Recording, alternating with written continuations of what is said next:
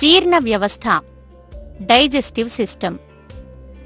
జీర్ణ వ్యవస్థ యొక్క ప్రధాన విధి మనం తీసుకున్న ఆహారాన్ని జీర్ణం చేసి శక్తిని ఉత్పత్తి చేయుట మరియు వ్యర్థ పదార్థాలను రిమూవ్ చేయుట. మనం ఆహారం తీసుకున్నప్పుడు జీర్ణక్రియ అనేది మన నోటి నుండే మొదలవుతుంది. మన నోటిలో లాలాజల గ్రంథులు ఉండి లాలాజలాన్ని స్రవిస్తాయి. ఈ లాలాజలం మనకి ఆహారమును ఈజీగా మింగటానికి ఉపయోగపడుతూ ఉంటుంది. మనం ఆహారమును చూసినప్పుడు, రుచి చూసినప్పుడు, వాసనని పీల్చినప్పుడు కూడా మన మెదడు లాలాజల గ్రంథులకు సంకేతాలు పంపుతుంది. తద్వారా ఈ గ్రంథులు లాలాజలాన్ని స్రవిస్తాయి. లాలాజలంలో ఎమైలేజ్ అనే జీర్ణ ఎంజైమ్ ఉండి ఇది నోటిలోనే ఆహారాన్ని చిన్న చిన్న ముక్కలుగా జీర్ణం చేస్తుంది. అనగా కార్బోహైడ్రేట్స్ను స్టార్చ్ మరియు షుగర్స్గా బ్రేక్డౌన్ చేస్తుంది. ఈ ఆహారం నాలుకలోని కండరాల సహాయంతో నోటి నుండి ఫారినిక్స్ అంటే కంఠభిలానికి చేరుతుంది. ఈ ఫారినిక్స్ అనేది గాలికి మరియు ఆహారానికి ప్రయాణం చేసే మార్గం. అక్కడి నుండి ఈ ఆహారం ఈసోఫాగస్ అంటే ఆహార నాళం సంకోచించటం ద్వారా ఆహారమును క్రిందకి పంపుతుంది. దీనిని పెరిస్టాటిక్ మూమెంట్ అంటారు. ఒకసారి ఆహారం పొట్టభాగంలోకి చేరిన తరువాత అది మరలా తిరిగి పైకి రాకుండా చూస్తుంది. పొట్టలోని కండరాలు ఆహారాన్ని బాగా మెత్తగా చేస్తాయి. అదే సమయంలో అన్నాశయానికి సంబంధించిన రసాలు అంటే గ్యాస్ట్రిక్ జ్యూసెస్ అంటే హైడ్రోక్లోరిక్ యాసిడ్ మరియు పెప్సిన్ ఈ ఆహారాన్ని ఇంకా చిన్న చిన్న ముక్కలుగా చేస్తాయి. పొట్ట భాగంలో ఆహారం కొన్ని గంటలు ఉండి అక్కడ బాగా చూర్ణమవుతుంది. కొన్ని రకాల పదార్థాలు అంటే నీరు, లవణాలు, చక్కెరలు మరియు ఆల్కహాల్ పొట్ట గోడలోనే శోషణం చెందుతాయి. మిగిలిన పదార్థాలు చిన్న ప్రేవుల్లో జీర్ణమవుతాయి. ఈ చిన్న ప్రేవులు కాలేయంతో కలిసి తమ జీర్ణక్రియా విధానాన్ని జరుపుతాయి. ఆహారం పొట్టభాగాన్ని విడిచిపెట్టేటప్పుడు అది ఒక చిక్కటి ద్రవంగా మార్పు చెందుతుంది.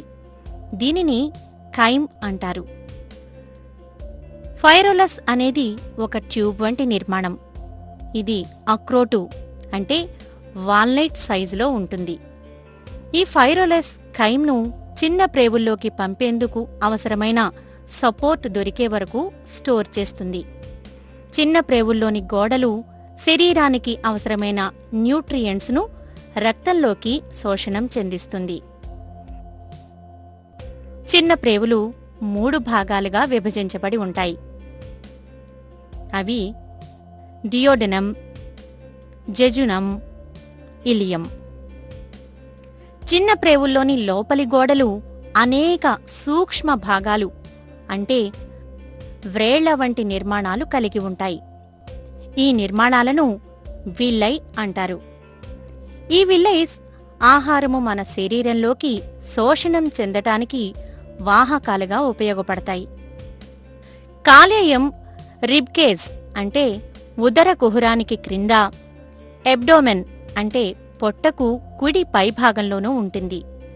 కాలేయం బైల్ అంటే పైత్యరసాన్ని స్రవిస్తుంది. ఈ పైత్యరసం మన శరీరంలోని క్రొవ్వులను శోషణం చెందించటానికి ఉపయోగపడుతుంది. గాల్ బ్లాడర్ అనగా పిత్తాశయము కాలేయం పైత్యరసమును స్రవించాక ఈ పైత్యరసము గాల్ బ్లాడర్లో క్రొవ్వులు మన శరీరంలోకి ప్రవేశించే వరకు నిలువ ఉంటుంది. మన శరీరంలోకి ఆహారంతో పాటు క్రొవ్వులు ప్రవేశించినప్పుడు ఈ పైత్యరసం తన పనిని ప్రారంభిస్తుంది.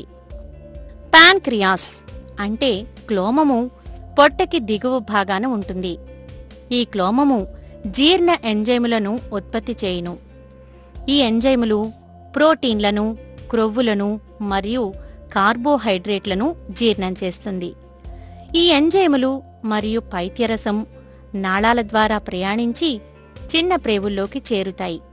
ఇక్కడ ఇవి మరికొంత జీర్ణక్రియకు సహాయపడతాయి. జీర్ణం కాని ఆహారం మరియు కొద్ది మొత్తంలో నీరు పెద్ద ప్రేవులకు చేరుకుంటుంది.